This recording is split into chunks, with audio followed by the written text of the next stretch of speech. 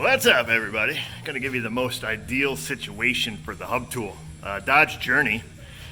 I got that bad boy on there just to hold the axle in, because you're supposed to pull the knuckle to do these, but if you push the axle in, then you can get to what you need to get to. Give it the one-handed handy. Get that out of the way. Grab this little guy.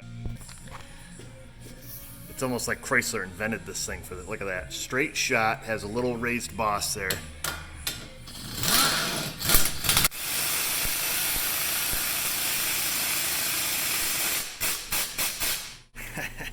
Who's your daddy? That's right, baby. I'm telling you, I'm gonna need to take stock in those damn screws, because I hate to say, I don't even use Big Nasty anymore for doing wheel bearings, because that thing works so well